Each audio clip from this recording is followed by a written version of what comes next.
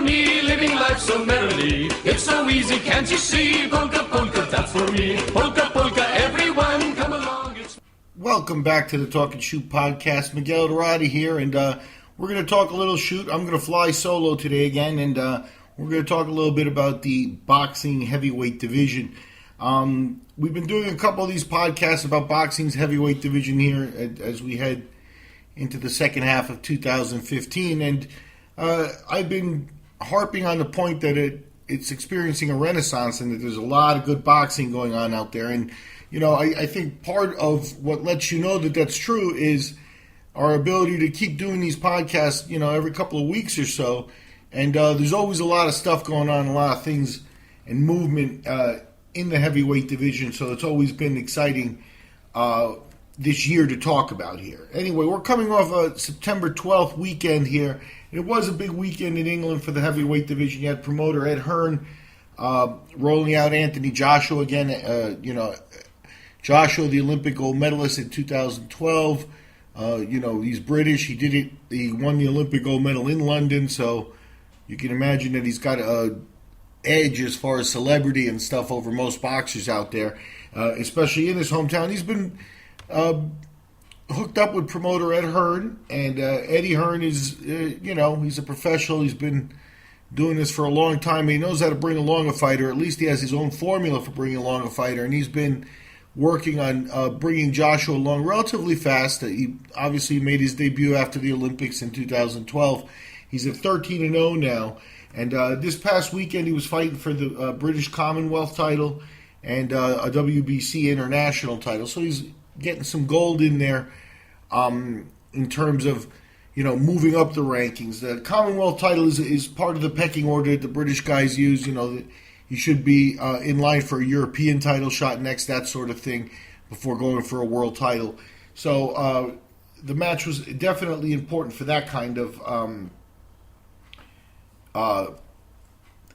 height for Joshua. But his opponent was Gary Cornish. Now, Cornish, a big guy, good athlete, 21-1 now, but 21-0 heading into this fight. In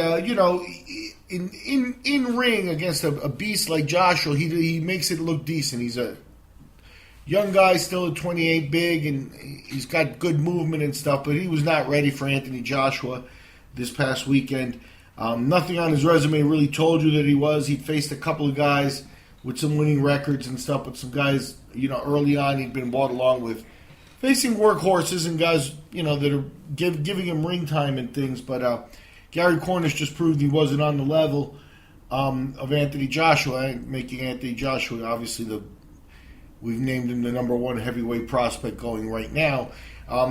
He got a first round knockout, minute and a half basically, over Cornish. Now, what made the show interesting here is the build up, and you can see the mind of Eddie Hearn working as a promoter here, because earlier this year, a guy named Dillian Whyte had popped up onto the radar in British boxing. He's now 15-0 as a heavyweight pro. He has an amateur background, obviously. His amateur career is nowhere near what Anthony Joshua's was.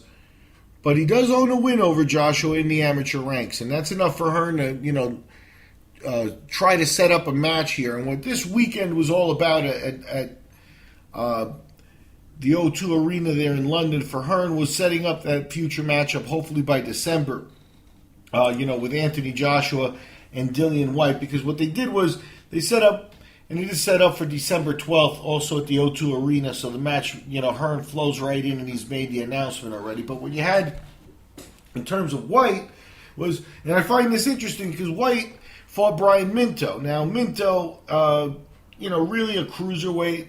He's a guy towards the end of his career and stuff.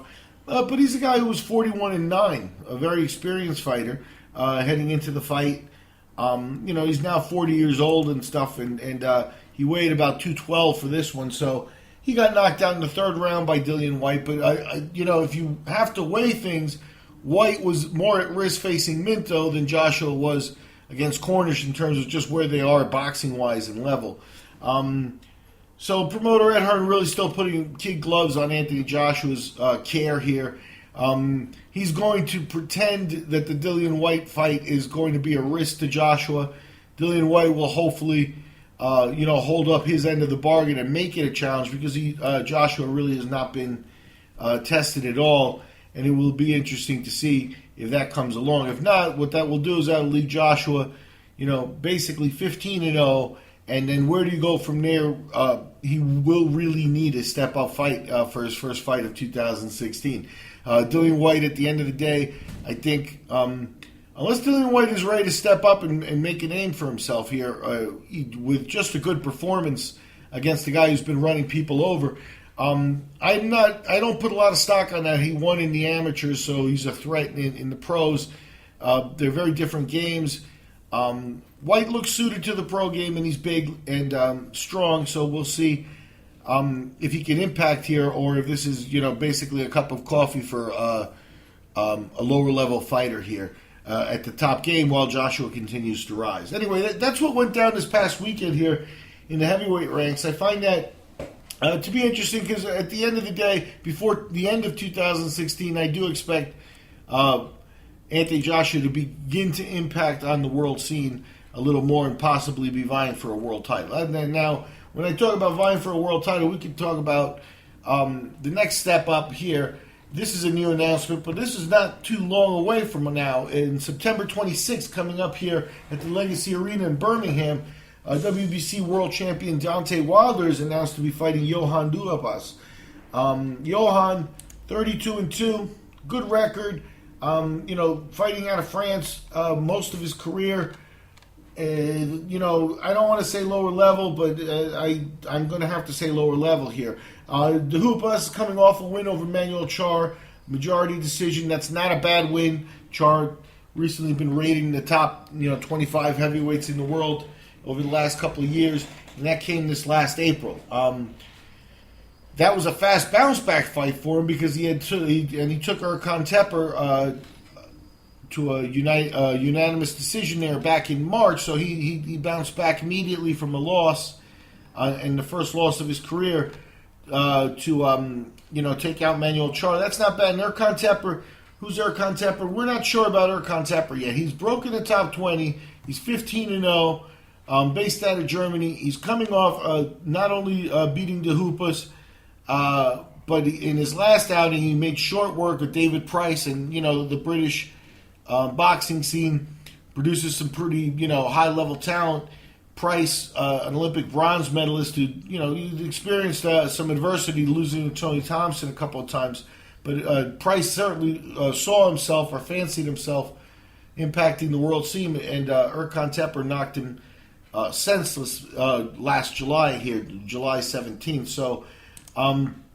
Duhaupas going the distance with Teper obviously puts him maybe at around he's 6'5", he's not as big and as Price, but what he is he's a body, I think, for Wilder. I think Wilder's seen enough of him. There's enough information out there. He's fought guys like Solfara, a Peruvian or Bolivian fighter, I think, who takes international fights and gets losses and then goes home and gets some wins and has managed to make a career for himself that way. But, he's not, Duhaupas has not really had a real high level. Teper, he goes the distance with him and then in taking out Charr, just to go through some of Charr's credentials. Charr's now 28-4, and he's had a little bit of a rocky time since facing Alexander Povetkin and taking his first career loss there back in May of 2014, or rather his second career loss. Before that, he lost to Vitaly Klitschko in September of 2012. So you're looking at as a guy who's had obviously the highest level of competition going for a long time, and Duhaupas did take him out. He's also recently beat Alex Lepai and Michael Grant, a couple known quantities in the heavyweight division. So Duhaupas, is he enough to challenge Wilder? I think Wilder's going to have a wide advantage here in terms of athleticism and actual power. I think Duhaupas is going to be maybe a sound boxer who's going to be able to stay with Wilder for a little bit. I think Wilder has shown since grabbing the belt, maybe they wants to be a little more cautious, wants to show he can box, wants to, blossom into a champion. He's put in, a lot of, the 12 rounds against Stivern, and then the knockout of Molina came late in his first title defense there. So you've got a situation here where DeHoopas is probably going to push Wilder into the later rounds.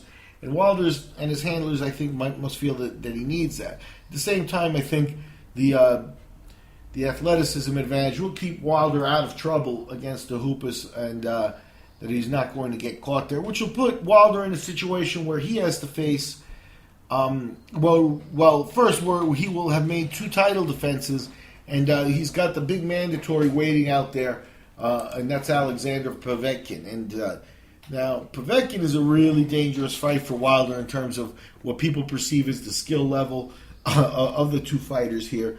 Not that Wilder's not skilled, but he started his career late. He's gotten by on power, knocked out a lot of people who maybe he shouldn't have been in there with in terms of protected opponents and things. There's a lot of that on his early part of his resume, whereas Povetkin, has been fighting at the highest level for a long time. Now, interestingly, Povetkin's on the schedule as fighting November 4th, and he'll be fighting, in Russia, which, I think Povetkin's not going to lose in Russia. I just don't see it. He's 29-1.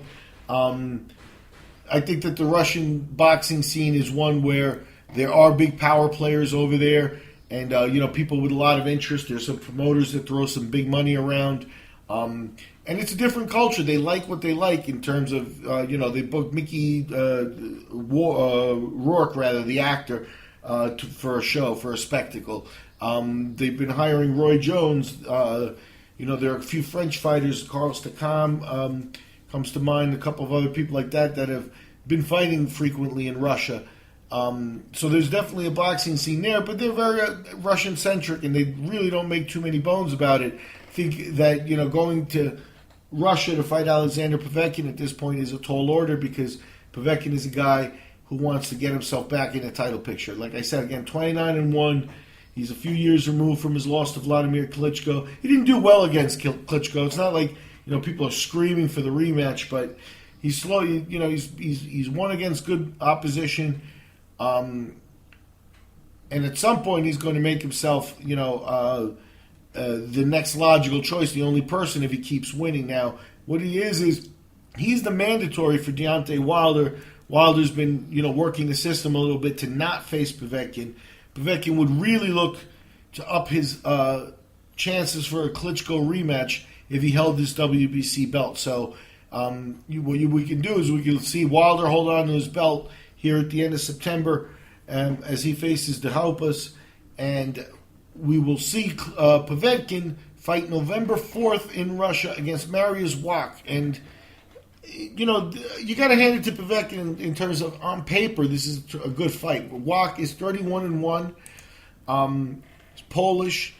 In terms of, Eastern European politics and stuff like that, there's not going to be a lot of love lost between the two. I don't think, Russians and Poles, they're traditional rivals in terms of sports and other things as well. And some of those rivalries and problems go back hundreds and hundreds of years. So I think you've got a real natural-born rivalry here. And Wach is not a joke of an opponent. He hasn't been on the radar for a long time. He fought Klitschko, lost to Klitschko for his only career loss, sat out for a little bit of time with a steroid suspension. And when he came back here in October of 2014, he's been winning since, and he's won 4 in a row. His record's now 31-1.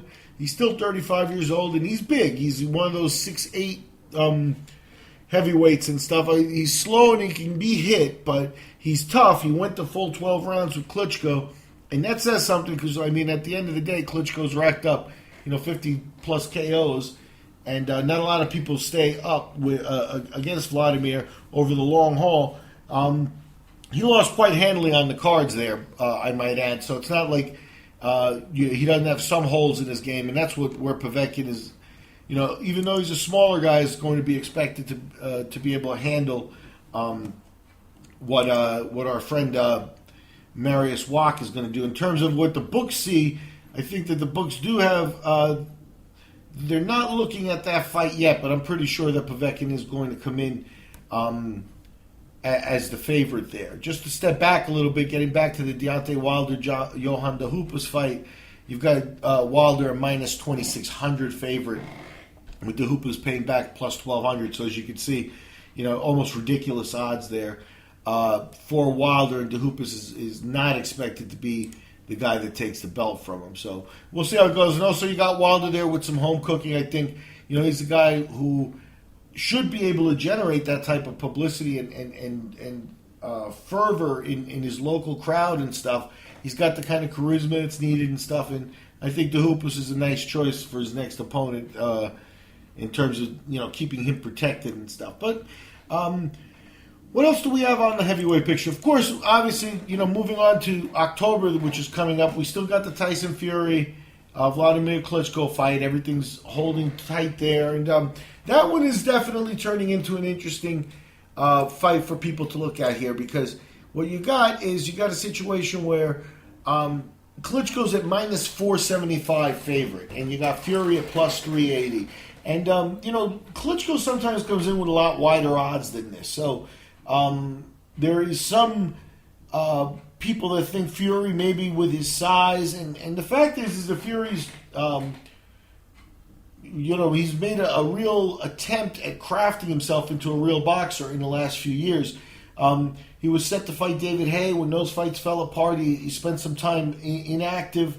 He's bounced back with some reasonable fights in between. Took care of the rival in Chisora. And, some other fights where he's displayed, the ability to switch back and forth in stances and things like that. And coordination that's, for a big guy like him, showing progress in his game. So there's a lot of people that are hanging their hat on that and on his ability, to get the Klitschko with maybe his reach and stuff like that. So, but at the end of the day, Klitschko is a favorite there. Fury will likely lose the fight. One of the bugaboos, I've seen a couple, obviously, of times where Fury's been touched on the chin and he's wound up sitting on his butt. And, sometimes that's not a good sign, especially when you're going to face a guy like Klitschko who will eventually break you down and look to land his big punch. And he's got, a long history of knockouts and stuff. So that's what we've got on the immediate title picture. Klitschko defends all his belts, Wilder defending his. You got Povetkin waiting in the wings, dying to fight anyone there. Getting back to the rest of the rankings, we had, getting into some history, you got Steve Cunningham and Antonio Tarver fought to a draw, giving both of them, a knock back in terms of respect in the division. I think they, moved away from the title pictures with that performance. Not that it wasn't a reasonable fight for a heavyweight fight, but it was just a situation where neither guy needed a draw at this point in their careers. But heading back out onto the future calendar, just want to talk about a couple of other interesting fights here. We talked about Anthony Joshua and how he's set up to fight now in December for his next fight. So he's spacing him out more too. He was fighting frequently, and now he fought here in September, and he's taking his time for the White fight, making it look good, full training camps and the whole kit. And I expect Eddie Hearn to really promote this. I'm pretty sure it'll obviously be the headliner of that show, and it'll sell out. And Joshua's coming along real well there. But down under, and I'm talking about New Zealand and Australia and the scene down there. Now here we've got a real interesting situation with who I've termed the number 2 prospect in the heavyweight division as far as young men coming up, and that's Joseph Parker of New Zealand. Parker, 23 years old. He's moved his record to 15-0. He took out Australian rival Bowie Tupou in his last outing with a big knockout in the first round, a minute in. Prior to that, he'd been getting his ring time in against some of the workhorses in the division and stuff. He was one of the guys who faced Irino Costa Jr. of Brazil. Basically, all around, the kid has been brought along real well by his management. And he's been sparring in the United States, doing his conditioning in Vegas, exposing himself to big level. And he's planning big things. And his next fight is now scheduled for October 15th. And I think this is a really interesting fight. They're going to be at the Trust Arena in Auckland, New Zealand. So Parker's getting the home field advantage. He's bringing a big fight, and he's facing Callie Meehan. And now, some people may not know who Callie Meehan was or is in terms of boxing, but you really should. He's from Australia. He's now 45 years old, so Parker's, taking a nominal risk in this one in terms of, Meehan's career gives him a nice, to say he stepped up, faced a guy with experience and things like that. But the age difference and stuff, Meehan is obviously at the end of his career. I believe in his last outing he fought Shane Cameron and he won. He's been fighting some local fighters. In 2014, rather, he went to and won a super heavyweight tournament, the 3-rounders there, and that jettisoned him into the Shane Cameron fight, where it was sort of a farewell fight for him.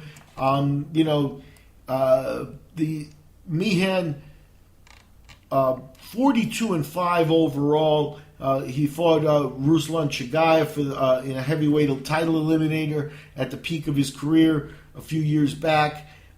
He's got, work against Hasim Rashman, Lehman Brewster, Danny Williams. It kind of shows you, too, that he's from a generation ago. But the match is going to generate some heat. And the thing I like about Meehan, and the other side note about Meehan that bears witness or bears, watching because it's interesting, Meehan's associated with a group including his son and Sonny Bill Williams or Sonny Bill. These guys are rugby players. I don't know much about rugby, but obviously rugby's a major sport down there. It pulls some of the best athletes from Australia and New Zealand into rugby because it's it's a big money sport. It's a good sport for the people down there, and there's a whole series of these young guys that have crossed over and are doing some heavyweight boxing, led by Sonny Bill Williams, who's one of the top, as I understand, one of the top rugby players in the world, and a couple of others. Callie Meehan's son is also a rugby player, and he's crossed over, and he's at 2 or 3-0 as a heavyweight boxer as well. Meehan obviously has been wanting to dedicate his, retire, dedicate his time into producing, his son as a fighter. So with Joseph Parker, Parker's way ahead of his kid, on the boxing development side. But, there's some potential there for a rivalry for Parker in the area and some high-level boxing coming out of Australia and New Zealand. That's good to see because, there are times where that scene down there has a couple of representatives on the world scene and stuff like that, but you don't get under the hood and see that people are fighting down there and they're fighting at a high level. I think the Meehan-Parker fight will get a lot of attention. I think what you'll see at the end of the day is Parker come through, with a very big stoppage on that one. What the books have there, the books already have odds up on that one, and what they have is Parker is a huge favorite at minus 2250, with Meehan paying back 1,200. So that would look to be Callie Meehan's farewell fight in terms of big time world time boxing. Now in his mid 40s, you can look for him to go back and become a trainer with his son and a bevy of rugby players there. But Parker will be on the heavyweight scene at 15-0. The fact is they'll keep him away from Anthony Joshua for a long time. They'll both stay away from each other. And what you're looking at there is a potential, super fight, big time fight 5 years down the line if both maintain their development. The fact is with Joseph Parker, you've got a guy with physical talent.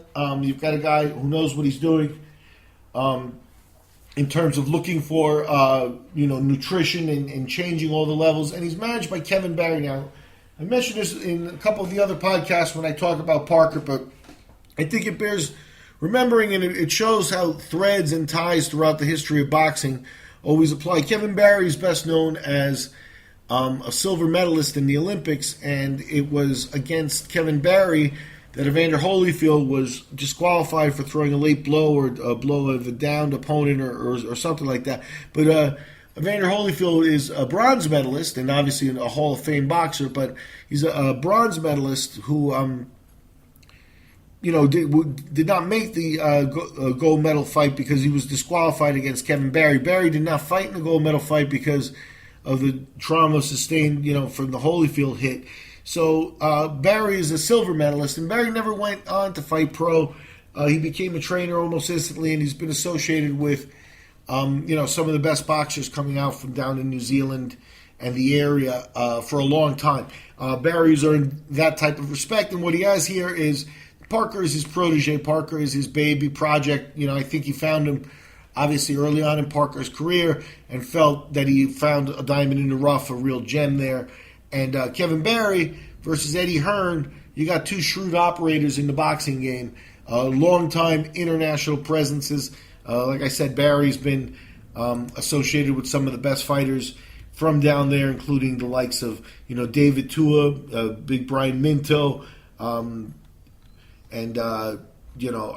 Costa Zoo, Shane Cameron, and Dewey Cooper. So there are definitely some terrific fighters have been at least exposed to Kevin Barry, and Parker is his latest protege. So I don't think he's going to ease up on taking care of Joseph and bringing him along correctly. So like I said, but with Parker versus Joshua, it's the kind of thing that you could actually get excited for a super fight that could happen 5 years down the line. If it happens now, it would be kind of a shame because they're both still maturing and growing, whereas maybe in 5 years when they're both at the peak of their powers, you may have the potential there for a terrific fight. I think both of those guys have really separated themselves from the rest of the way. You've got, we mentioned Erkan Tepper, who recently had a breakout win. He's 15-0.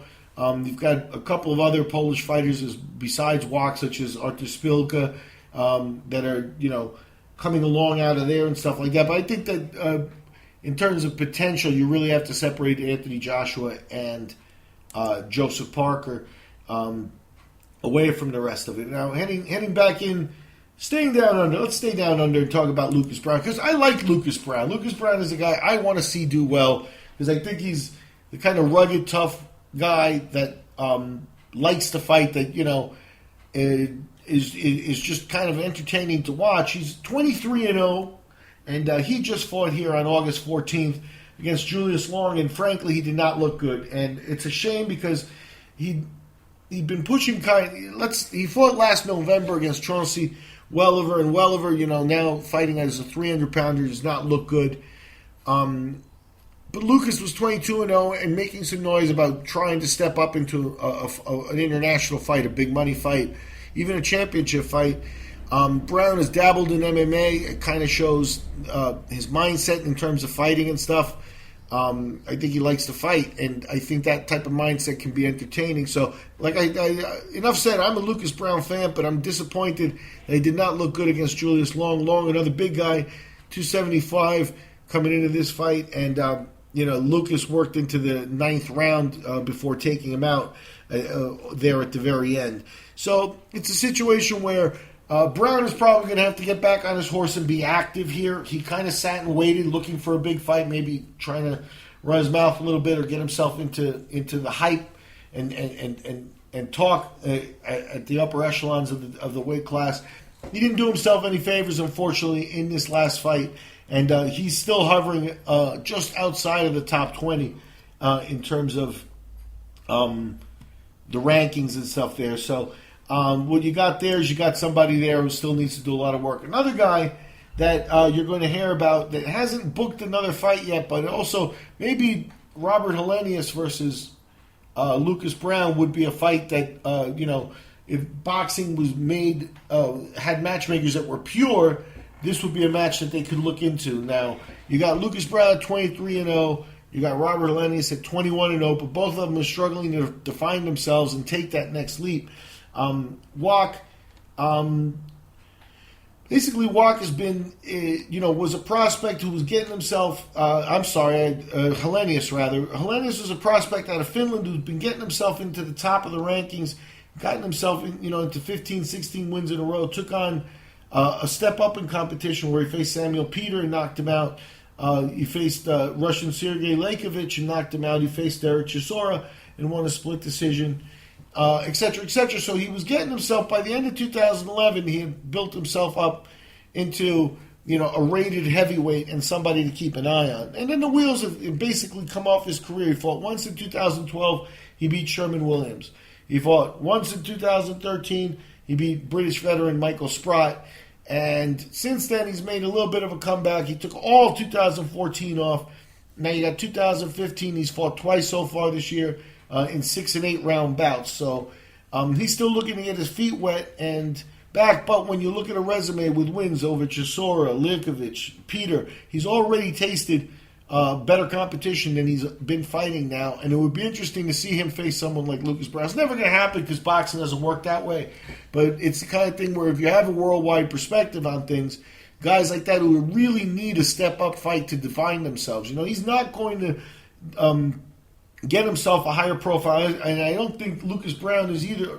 Maybe Lucas, with his ability to talk smack and, maybe cross over to MMA or something, can get himself a higher profile. But Helenius is not going to get himself a higher profile knocking out, basically younger fighters or journeymen or whatever, on the scene in Finland and in the, Eastern European countries there. He's also fought in Estonia, I'm seeing, and stuff like that. I mean, that isn't going to get him back to where he wants to be. So, there's a good look at what the heavyweights are doing. We've gone through all the world titles. We've gone through some of the prospects, including talked about guys like Marius Wacht and Robert Helenius and Lucas Browne. And then, the real prospects that are, Anthony Joshua of England and Joseph Parker of New Zealand. They are all booked and they're all ready to fight again, and they're all coming off of some recent activity and stuff. So like I said, it's really a dynamic time in the heavyweight division. Every couple of weeks you can go back and say, hey, look, this is what's been going on. This is who's won, this is who's lost, who's moved up, who's done stuff. And there's definitely some jockeying for position going on in the heavyweight division under Klitschko. Klitschko's still obviously the dominant champion and will be for the foreseeable future. But it's starting to get exciting in the mix under him, and it's a good time for heavyweight boxing. I've been Miguel Dorati. This has been the Talk and Shoot podcast. I've been talking heavyweight boxing, and that gives you a lot of fuel to talk some shoot. Talk to you later.